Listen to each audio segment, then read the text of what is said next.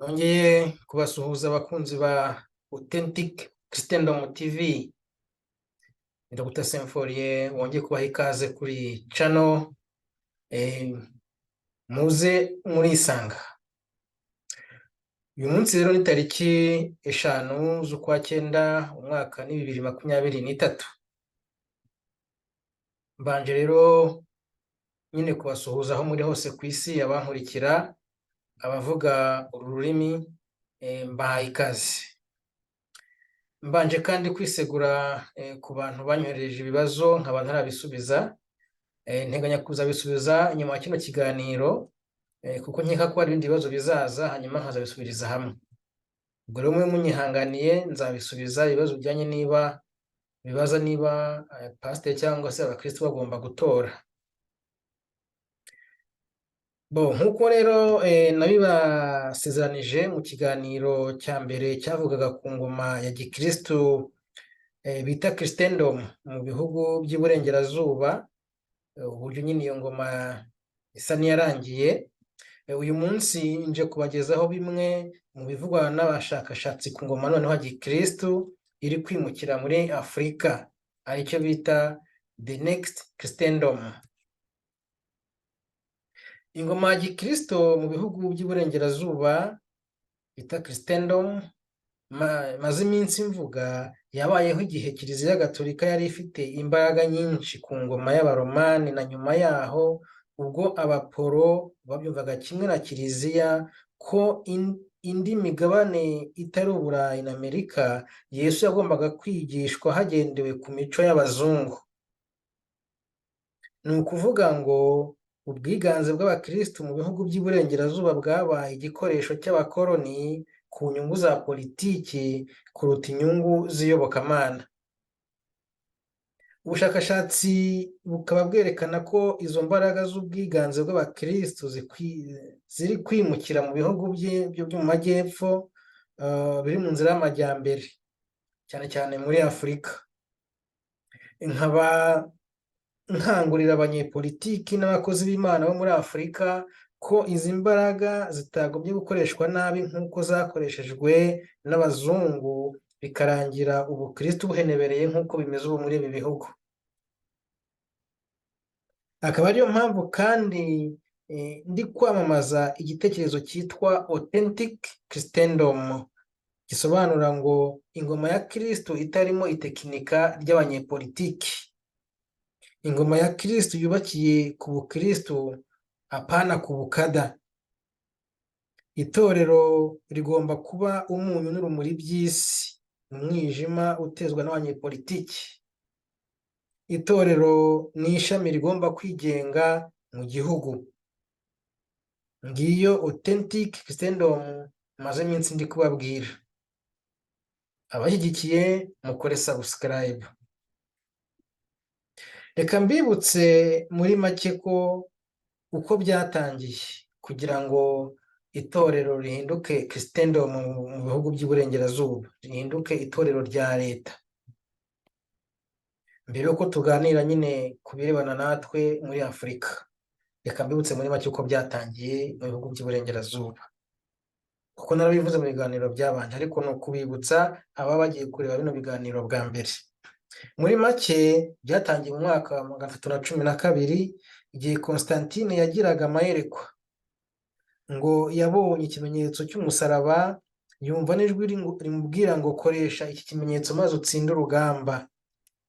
Kuri urwo rugamba yari ahanganye n'uwitwaga Maxentius. Constantine yahise ashushanya umusaraba ku ntwaro abasirikare bakoreshaga kuri urwo rugamba, maze batsinda Maxentius. Ibi byatumye Constantine yemera ko Imana y'abakristo yari ifite imbaraga kurusha izuba basengaga ibwami. Byatumye rero Constantine ahita ahagarika itotezwa ry'abakristo nk'uko ryakorwaga, maze yimika Kiliziya Gatolika nk'itorero ry'ibwami risimbuza gusenga izuba. Ibyo byabaye nyine mu mwaka wa 313. Cyakora Constantine yakomeje gusenga izuba n'Imana icyarimwe, Imana y'abakristo icyarimwe, ko yatinyaga ko yihenuye ku bupagani byari gusenya ingoma ye. Uku kuvanga imana n'ibigirwamana by'ubutegetsi bw'ibwami nibyo bita syncretism. Guverinoma hafi ya zose ni uku zikora, kuko ziba zishaka ijwi rya buri wese. Akaba ariyo mpamvu gukiranuka k'umunyepolitiki bigoye, kuko haba hari impamvu nyinshi zatuma atandaraza.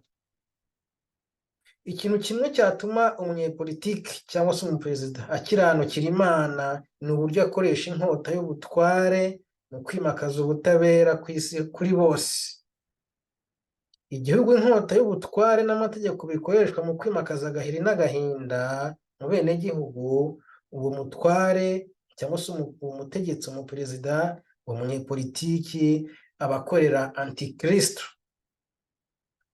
Ku bw'ibyo umutegetsi nk'uwo, umuperezida nk'uwo, umunyepolitiki nk'uwo aba agomba kwamaganwa, aba agomba kurwanywa bikabije kandi byihutirwa. Ibi nzabigarukaho ndi gusubiza ibibazo nabajijwe niba bikwiye ko umukristo cyangwa se pasiteri yatora. Ntagiye muri byinshi rero, Kiliziya Gatolika yasimbuye idini rya gipagani ry'ubwami bw'abaromani kuva mu mwaka wa 313 kugeza mu mwaka wa 517. Nyuma yo gusenyuka k'ubwami bw'abaromani, Kiliziya y'abaromani yasigaranye imbaraga zose nka kiliziya imwe rukumbi.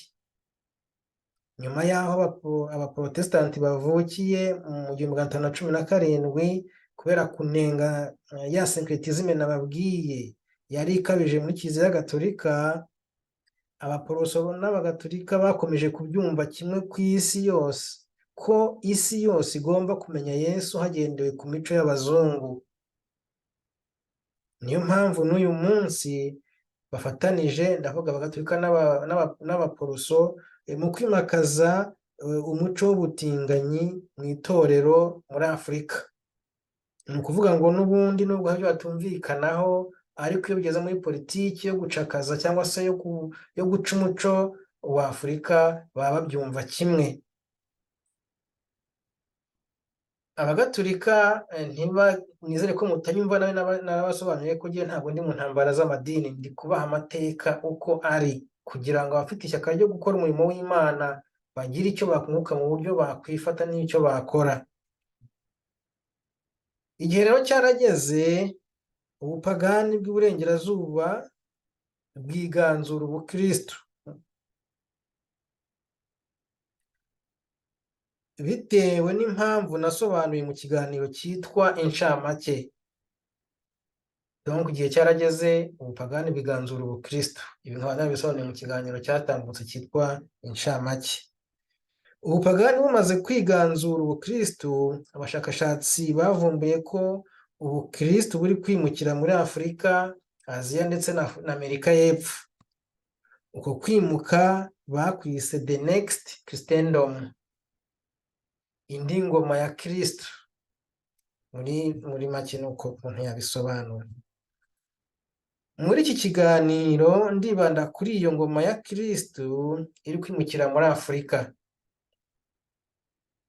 Umwarimu muri kaminuza yitwa Beira hano muri Texas, witwa Philip Jenkins, mu gitabo cye cyitwa The Next Christendom, agaragaza ko mu 1983% by'abakristo bari batuye isi yose babonekaga mu Burayi no muri Amerika. Ariko avuga ko mu mwaka w'ibihumbi 2050, 72% by'abakristo bazaba batuye isi bazaba babarizwa muri Afurika, Aziya ndetse na Amerika y'Epfo. Reka mbereke icyo gitabo, habaye ugikenera mu bari kwiga za teoloji, kirakenewe, gifite information nziza. Dore ngiki, ndizera ko muri kukibona, The Next Christendom.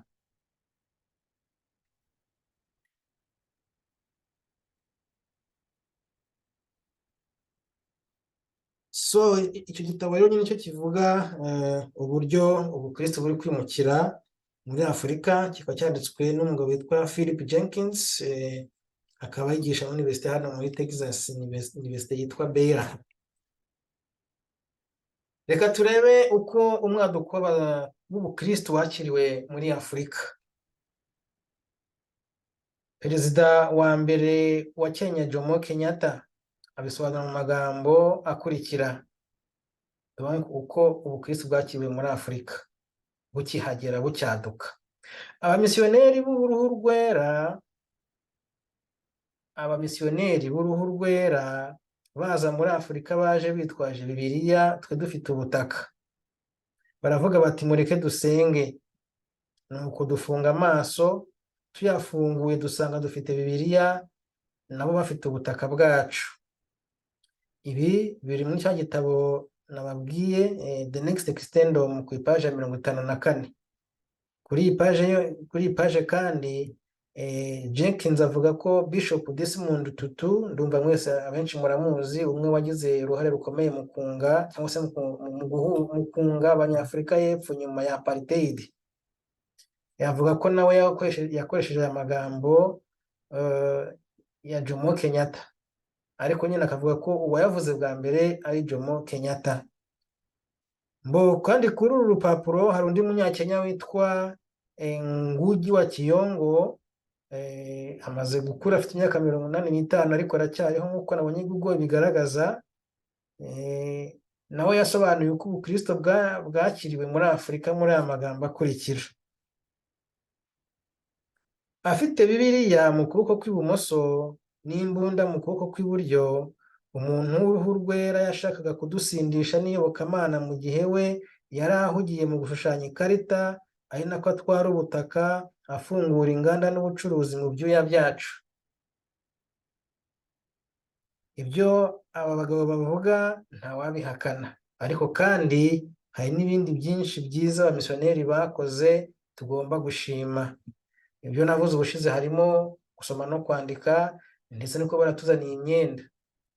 Ariko tugiye mu buryo wenda academic, Padiri Fortunatus Rudakemwa mu gitabo cye cyitwa L'Evangelisation du Rwanda kuva mu mwaka w'1900 kugeza 1959, avuga ko Karidinali Lavigeri na Papa Leo wa 13 bagomba gushimwa kuko bakoze igikorwa gikomeye cyo kurwanya ubucakara. Ibyo bisanga ku rupapuro rwa 36. Anongeraho kandi ko abamisiyoneri batangije amashuri hirya no hino mu gihugu cy'u Rwanda. Ndumva ibyo nta kubishima ni ngombwa. Nanjye ibyo nuko mbyemera ko bagomba gushimwa. Ariko rero ibyo tubona uyu munsi cyangwa se experience ntabwo byatwemerera kwirengagiza ya magambo ya Jomo Kenyatta, Desmond Tutu ndetse na Ngoyi wa Thiong'o n'abandi yenda ntashoboye kubona ibitabo byabo ngo mbe nabisoma. Ahangaha navuga ko abapanafricaniste nyabo b'umutima ko gukunze Afurika ntabwo bishimiye ukuntu Sudani yaciwemo kabiri, akaba Sudani y'Epfo na Sudani ya Ruguru, ukuntu Libya yasenywe, ukuntu intambara yo gucamo kabiri Congo Kinshasa iri gukorwa, crise yo muri West Africa. Ibi byose ntabwo ari byo kwishimirwa ku bantu b'abapanafricaniste.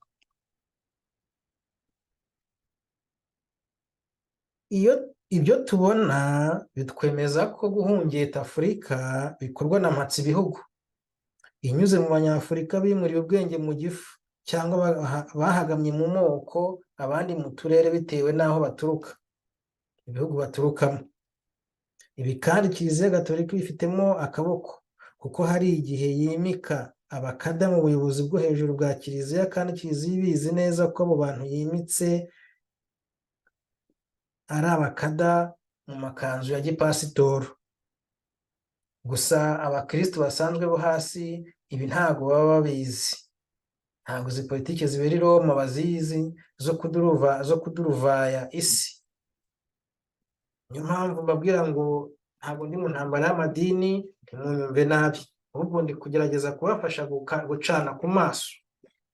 niyo mpamvu kandi mu bakristo b'abagatulika mwo hasi mutazibera i Roma, ngira ngo mbasomere umurongo uri muri Bibiliya, Yohana wa mbere ibice 4 umurongo wa mbere, ariko n'abandi bakristo birabareba, ntabwo ari abagatulika gusa. Ndasoma rero muri iyi Bibiliya y'Abaporo, Bibiliya y'Abaporo, Yohana wa mbere ibice 4 umurongo wa mbere, ariko n'uwagira Bibiliya y'Abagatulika afite ebyiri yampa imwe. Haranditse ngo bakundwa, ntimwizere imyuka yose, ahubwo mugerageze imyuka ko yavuye ku Mana, kuko abahanuzi b'ibinyoma benshi badutse bakaza mu isi.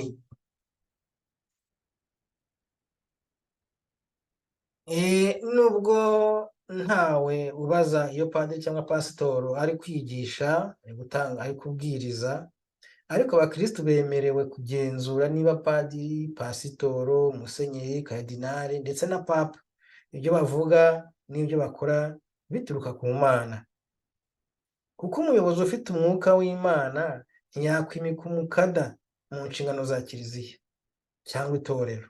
Iyo bigenze gutyo biba bisobanuye ko ari uwimika n'uwimitswe bafite indi myuka bahuriyeho itava ku Mana. Abakristu bagomba kwita kuri iki kintu. Mboneyeho kwibutsa abaporo ko kuba umunyu n'urumuri by'isi ari inshingano zirenze gutendereza gusa cyangwa gusirimba gusa amasaha 3 cyangwa 5 ku cyumweru. Abakunzi b'isabato namwe birabareba, kuko kuba umunyu n'urumuri by'isi bikorwa no mu yindi minsi mu busabane n'abandi bakristo. Yesu si umudive gusa, Yesu si umugatulika gusa, Yesu si umuporo gusa, Yesu si umupenti gusa, n'andi mazina y'amatorero muzi. Niyo mpamvu mbere yo kujya mu ijuru Yesu yasenze isengesho rya nyuma muri Yohana ibice 17, ategeka ko bazamwemera bose bagomba kuba umwe, bagomba gushyira hamwe, bagomba kuba bamwe muri Kristo, kugira ngo ab'isi batizera nabo bihane, nabo bamenye, nabo bizere. Reka turebe uko itorero rihagaze muri Afurika. Iyi niyo ngingo yacu y'uyu munsi, niyo ngingo nyamukuru y'uyu munsi, uko itorero rihagaze muri Afurika muri iki gihe. Umushakashatsi Jenkins nababwiye mu kanya gashize yemeza ko ubukristo butakiri iyobokamana ry'i Burayi na Amerika. Hari abazungu benshi birakaza, ariko byavumbuwe n'abazungu bene wabo. Akaba yemeza ibi akurikije ukuntu abakristo bari kuba benshi byihuse cyane muri Afurika, Aziya na Amerika y'Amajyepfo, mu gihe i Burayi na Amerika bari kugabanuka cyane. Duhari turabibona. Niho ahera avuga ko ingoma ya gikristu bita Christendom y'Iburengerazuba iri kwimukira mu Majyepfo. Umuntu agendeye ku mibare yakwemeranya na Jenkins, ariko si ubwinshi bw'abakristu gusa bwatumye bagira imbaraga mu bihugu by'Iburengerazuba. Bari banafite amafaranga menshi, ndetse n'abantu bize baraminuza bashoboye gucengeza ingengabitekerezo ya gikristu y'igitugu y'icyo gihe. Muri Afurika siko bimeze, kuko uretse ubwinshi gusa nta kindi bafite, nta mafaranga, nta n'abantu bize benshi bafite. Ikindi kandi, mu gihe leta z'Iburengerazuba n'amatorero babyumvaga kimwe mu kwimakaza umuco w'abazungu nk'umuco usumba indi mico hakoreshejwe Bibiliya cyangwa politiki cyangwa imbaraga za gisirikari, abakristo bo muri Afurika nta gahunda nk'iyo bafite, kuko bo bifitiye gahunda yo kujya mu ijuru, mu gihe ijuru ryavuye mu mitwe y'abazungu benshi mu bihugu by'Iburengerazuba. Niba mujya mwumva terime here and now, iyo abazungu bamwe baba bari kwigisha, baba bavuga ko ubwami bw'Imana ari ubu nyine. Ibi ngibi nzabigarukaho nitonze mu minsi iri imbere, umunsi nzaba ntagiye guterura amakarito. Ikibazo amatorero yo muri Afurika afite rero kikaba ari ubutegetsi bw'igitugu buhatira abigira mu ijuru gukorera leta ku ngufu, bitaba ibyo bagacecekeshwa. Ikindi cyatumye ingoma ya gikristu y'Iburengerazuba ikomera kidashoboka muri Afurika ni ugusibanganya amateka amwe n'amwe yaranze itorero mbere y'uko kiliziya ihinduka idini ry'ubwami ikanaza kuba kiliziya imwe rukumbi. Bigaragara ko hari ukuntu ingoma ya gikristu y'Iburengerazuba yakoresheje amafaranga inyuze muri za kaminuza na za seminari bagahindura ibisobanuro bagahimba ibisobanuro bishya by'imirongo imwe n'imwe yo muri Bibiliya. Urugero hari abanyateolojiya baminuje bigisha ko ubutumwa bwa Yohana butuzuye. Ibi babikoze bitewe n'uko ubutumwa bwa Yohana bubangamira ubuyobe bushyira Yesu ku rwego rumwe n'abandi bantu andi madini ashyira ku rwego rumwe na Yesu. Umurongo uvuga ngo ni inzira y'ukuri n'ubugingo muri Yohana 14:6 bawurwanya kubi.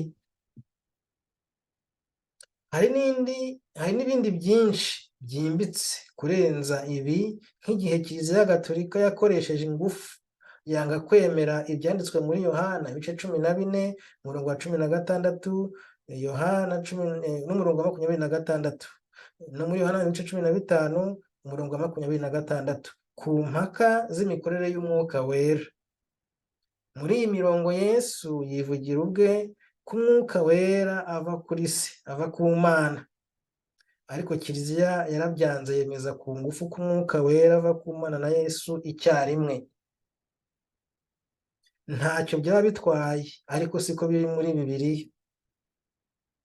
Aho abaporo bavukiye nabo niko bakomeje kubyemera, kuko bifitanye isano n'intambara y'Uburengerazuba ahakoreshwaga Ikilatini n'Uburasirazuba ahakoreshwaga Ikigiriki.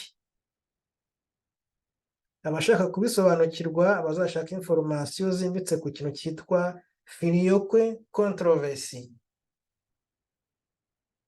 Nkeka ko aha ari naho hakomotse politiki yo gushaka gupfobya ubutumwa bwa Yohana.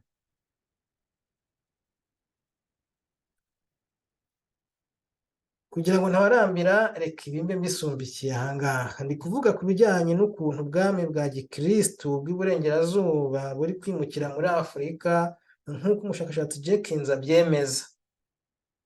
Nkaba narindi kuvuga ko ubwinshi bwonyine bw'abakristu muri Afurika budahagije ngo abakristu bagire imbaraga nk'iz'Abanyaburayi bari bafite muri icyo gihe.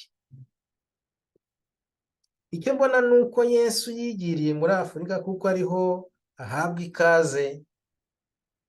Ikibazo kikaba leta z'igitugu zihatira abaha ikaze Yesu gukorera leta muri gahunda zihabanye n'ibiranga umukristo. Numvise ko ngo inkotanyi zo zinigamba ko zarashe Imana. Mu bihugu nk'ibyo itorero rikenera ububyutse budasanzwe nk'ubwo mu gihe cya Sitefano. Reka turebe itorero nyafurika mu mboni za Reverend Dr. Pasteur Conrad Mbewe wo muri Zambia. Mu gitabo cye cyitwa God's Design for the Church,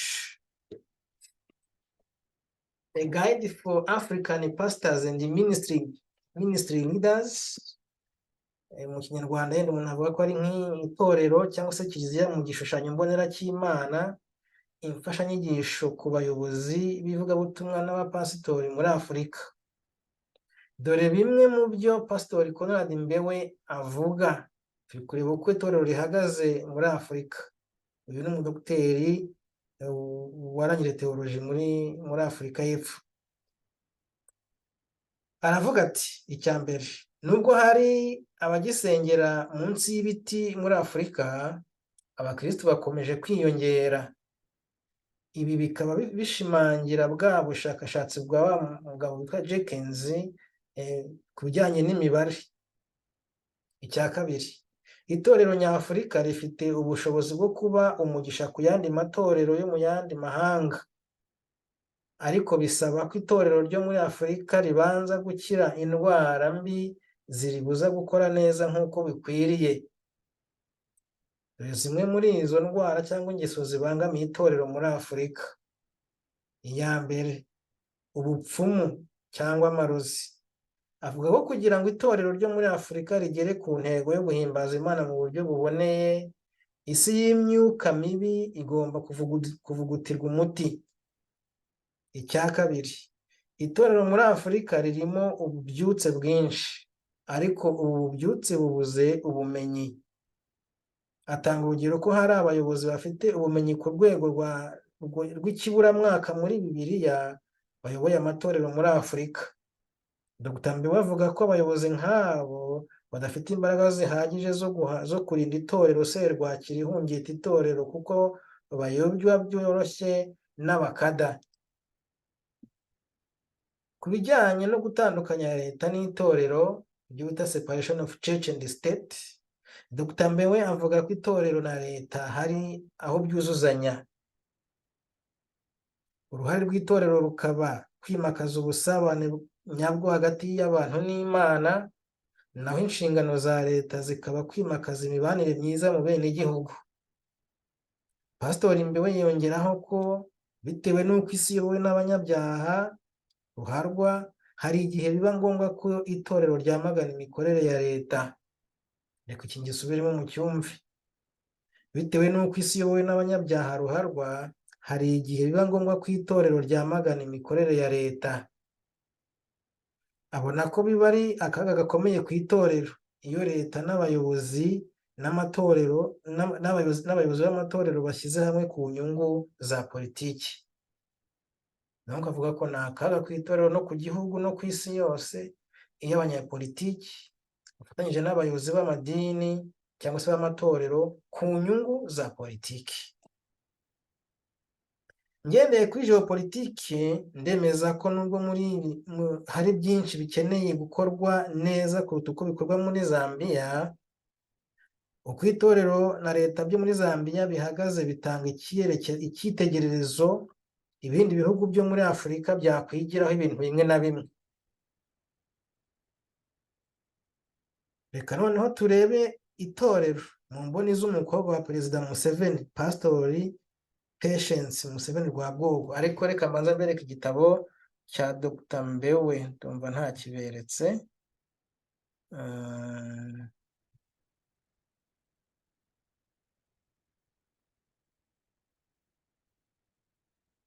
Sinzi niba muri kukibona, nicyo gitabo cya Dr. Mbewe.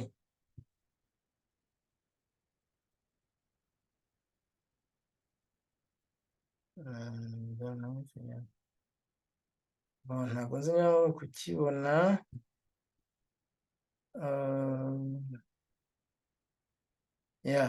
Ngiki igitabo cya Dr. Mbewe. Ngiki. Sinzi niba cya kindi mwakibonye cya kimwe nerekanye bwa mbere cya Jenkins. Reka nze nacyo wenda nongere ngisharinge niba nabikoze nabi kare.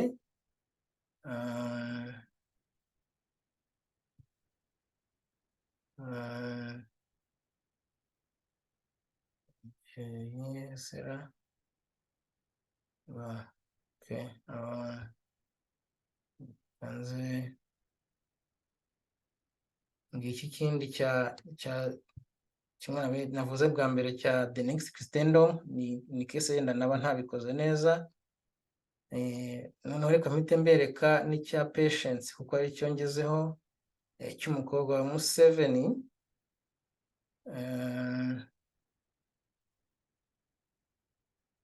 Umukobwa wa Museveni ni iki ngiki cyitwa Jesus is Africa, Yesu wa Afurika.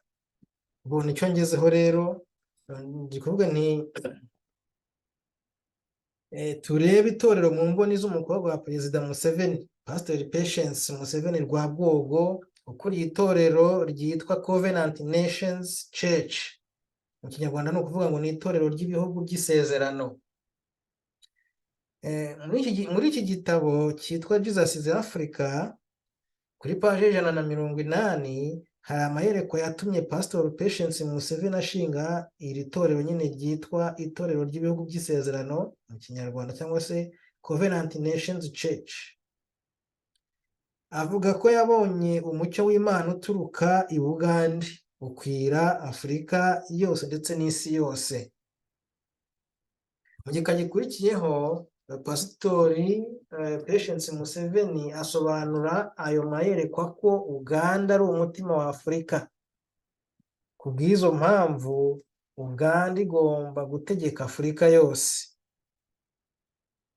Sindwanya ubuhanuzi n'abahanuzi, ariko ubuhanuzi nabwo bukeneye gusuzumishwa wa murongo nababwiye wo muri Yohana wa mbere ibice 4 umurongo wa mbere. Reka yenda hari ubuhanuzi busubiremo. Avuga ko yabonye umucyo w'Imana. Uwo ni Pasiteri Patience umukobwa wa Museveni. Yabonye umucyo w'Imana uturuka i Bugande ukwira Afurika yose ndetse n'isi yose. Mu gika gikurikiyeho akasobanura ko ayo mayerekwa avuga ko Uganda ari umutima wa Afurika. Ku bw'izo mpamvu ko Uganda igomba gutegeka Afurika yose. Murabyiyumvira, nta komantere ikiraho nyinshi, namwe murakomanta uko mubyumva. Hagati aho, iki gitabo cya Pastor Patience Museveni kirimo imvugo nziza za teolojiya, ariko izi mvugo zishobora kuba zihabanye n'imikorere y'itorero rya Pastor Patience Museveni nkurikije uko ibintu bimeze muri Uganda uyu munsi. Dore zimwe muri izo mvugo nziza ziri mu gitabo cya Patience Museveni. Ni pasiteri. Icya mbere, aho itorero ryerekeje ni naho igihugu cyerekeza. Icya kabiri, iyo itorero rijunjamye rikitandukanya n'abaturage, ntituba turabagirana nk'urumuri rwa Kristo. Biri kuri paji ya 395. Icya gatatu, umukristo wese agomba kuba umuhamya wa Yesu ku bamukikije. Ku bw'ibyo, abemera Kristo twese tugomba guhamya Yesu mu miryango yacu, mu nshuti zacu, ndetse n'abandi bantu bose dufiteho ububasha cyangwa se dufiteho influence. Icya kane, itorero rigomba kuba ingirakamaro mu gihe cyacu. Icya gatanu, itorero ryagombye kumurikira igihugu. Iyo igihugu kibudikiwe n'umwijima, biba byaturutse ku kunanirwa kw'itorero mu gutanga urumuri ku bibazo runaka byugarije igihugu. Reka mbe nsubikiye ahangaha, dukore analize ngufiya.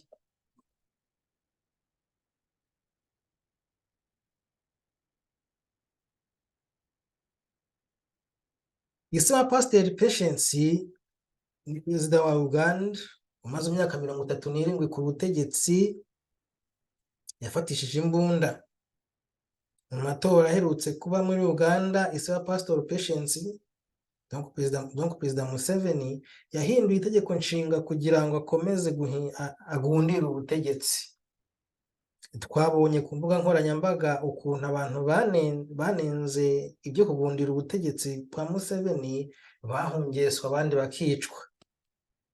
None se ibi ni byo rumuri rw'Imana rugomba guturuka i Bugande Pastor Patience Museveni yeretswe? Ese hari aho Pastor Patience Museveni yigeze yumvikana nka pastor mukuru wa Covenant Nations Church yamagana ibikorwa bya se ku bijyanye n'amatora yo muri 2021 ataravuzweho rumwe? Niba ntacyo yabivuzeho, niba ntacyo yabikozeho, iki gitabo cye nacyo nicyo kwibazwaho byinshi. Nacyo twakirebera, twagisuzumisha Yohana wa mbere ibice 4 umurongo wa mbere. Dore uko mbibona. Perezida Museveni yitwikiriye izina rya Covenant Nations Church, itorero ry'ibihugu by'isezerano rihagarariwe n'umukobwa we Pastor Patience Museveni wize political science cyangwa siyanse politike gusa muri kaminuza yo muri Minnesota muri Amerika. Mu yandi magambo, Perezida Museveni yandikishije igitabo cyo kwibutsa abanya-Uganda n'isi yose ibigwi bye byo gufata Uganda ku ngufu za gisirikare afashijwe na Nyerere na Kadafi nk'uko yabyanditse muri iki gitabo kuri paje ya 2. Mbikuye ku mutima niseguye kuri Pastor Patience Museveni mu gihe yabifata nk'aho ndi kumwibasiye. Sibyo ngamije rwose, nta gahunda mfite yo kumwibasira, nta nubwo nari muzi, namumenyeye ku iki gitabo. Ikigaragara ni uko turebye uko Uganda iyobowe ubu n'ibyanditswe muri iki gitabo, ibyo Perezida Museveni n'umukobwa we Pastor Patience Museveni bakoze binyuze mu itorero rya Covenant Nations Church, ni urugero rufatika rw'ukuntu leta cyangwa ishyaka runaka bigwingiza cyangwa bicumbagiza itorero hakoreshejwe abakada bagirwa abayobozi b'amatorero muri Afurika. Si muri Uganda gusa, kuko bivugwa ko mu Rwanda ubu buryo bukoreshwa cyane, aho amatorero n'amadini bihagarariwe n'abakada na za maneko, ndetse bigaragara ko amatorero n'amadini byo mu Rwanda biri mu kaga gakomeye kuruta muri Uganda. Hashize iminsi mike Farawo wo mu Rwanda avanyeho ingendo zo gusura ahantu hatagatifu mu gihugu, bikaba byarakurikiwe no gusesa igiterane cy'iminsi 7 cy'abangilikane cyaberaga i Musanze. Farawo wo mu Rwanda yanenze ibyo gusenga ngo kuko gusenga ari ukuramya ubukene. Bijyanye no gusubika igiterane cy'i Musanze, mbonamo imbaraga z'ubutinganyi, kuko hari hashize iminsi mike abategarugori bo mu itorero Angilikane batangije gahunda yo kurwanya ubutinganyi nk'uko nabibonye ku Ijwi rya Amerika.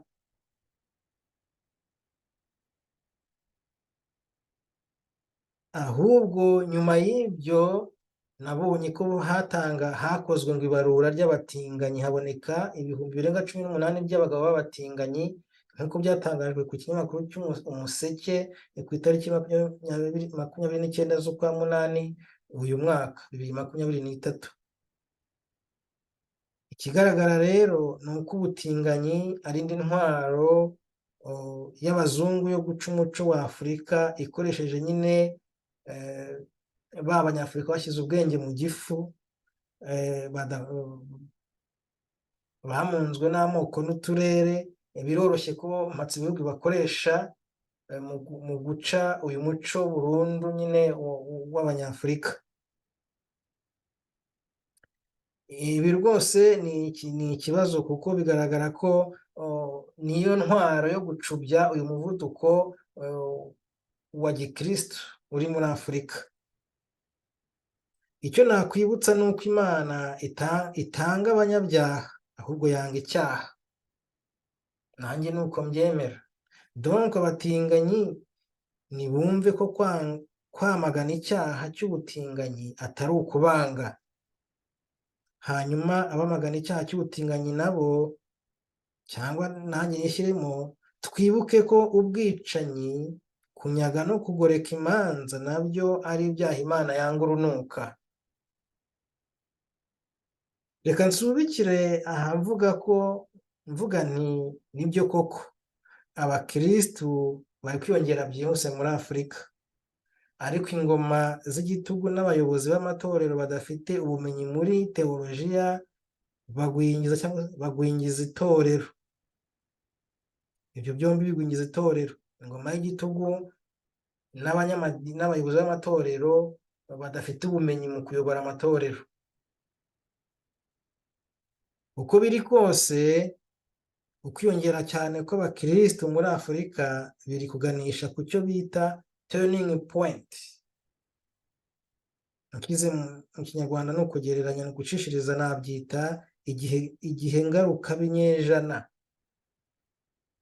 Bishatse kuvuga ngo nk'uko abakoloni bakoresheje ubukristo, Christendom, mu kwimakaza ubukoloni, Afurika nayo yagombye gukoresha ingufu z'ubukristu zimukiye muri Afurika Next Christendom mu gushyira ku iherezo ubukoloni bushya bwitwa neocolonialism.